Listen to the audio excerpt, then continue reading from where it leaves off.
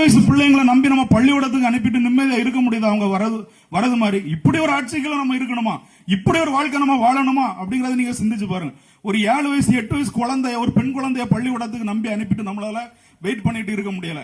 ஒரு 80 வயசு தாத்தாவால இப்ப முன்னாடிலாம் அந்த வயசு பெண்களை அனுப்புறதுதான் பயப்படணும். 80 வயசு தாத்தா இப்ப 85 வயசு பாட்டியே அனுப்ப முடியல. நீங்க பாத்துருமே, கஞ்சா அடிச்சுட்டு பாட்டியையும் மானபங்கப்படுத்திட்டு 85 வயசு 90 வயசு பாட்டிய. ஸ்டாலினுக்கெல்லாம் அவரு சும்மா அவர் பாட்டு டோப்பாவையும் மாட்டிட்டு மேக்கப்பையும் போட்டுட்டு அன்னைக்கு ஒரு வீடியோ பாக்குறேன், 70 வயசு இருக்கும் ஒரு பாட்டி. அந்த பாட்டியை போய் கட்டி பிடிச்சிட்டு என்ன பாட்டி நல்லா இருக்கிறீங்களான்னு கேட்காரு. இவரு யாரு? இவரு குமரரு. இவருக்கு வயசு 75, பாட்டிக்கு வயசு 70. இவரு சொல்லாரு அவங்கள பாட்டி நல்லா இருக்கீங்களா அப்படின்னு.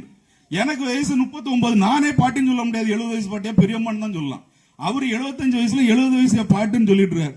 இந்த உலகத்துல என்ன நடக்குன்னே தெரியாம இப்படி ஒரு முதல்வர், யாராவது ஏதாவது எழுதி கொடுக்கறத பேசுறது பாக்குறது, இந்த உலகத்துல என்ன நடக்கு, தமிழ்நாட்டில் என்ன நடக்கு எதுவுமே தெரியாம இப்படி ஒரு மயக்க நிலைமையில இருக்கக்கூடிய ஒரு முதல்வர். அதனாலதான் தமிழ்நாட்டையும் மயக்கியே வச்சிருக்காரு, சாராயம் கொடுத்து. அதனால நம்ம பிள்ளைகளோட எதிர்காலம் கருதி, பெண்கள் தாய்மார்கள் கையில தான் எல்லாமே இருக்கு.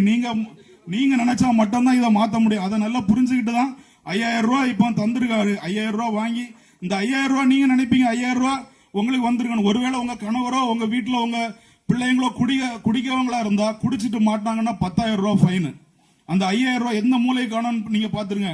காலேஜ் படிக்கக்கூடிய உங்க பையன் குடிச்சிட்டு மாட்டினான்னா அவன் 10,000 உங்ககிட்ட வந்து கேட்க மாட்டான். இன்னொரு இடத்துல கடன் வாங்கி அந்த ஃபைனை கட்டுவான், இல்லைன்னா ஃப்ரெண்ட்ஸ் கிட்ட வாங்குவான். நாளைக்கு அந்த கடனை கட்டதுக்காக மறுபடியும் அவன் உங்ககிட்ட போய் சொல்லுவான், இல்லைன்னா வெளியே ஒரு தவற பண்ணுவான். இந்த குடினால திரும்ப திரும்ப தவறுகள் பண்ணி எத்தனை குடும்பங்கள் அழிஞ்சிட்டு இருக்குங்கிறத பாருங்க. 2021 ஆட்சிக்கு வந்த உடனே நாங்க 1000 ரூபாய் மாசம் தருவோம்னு சொல்லி ஆட்சிக்கு வந்த அந்த திமுக 2.5 வருஷம் எந்த பைசாவும் தரல.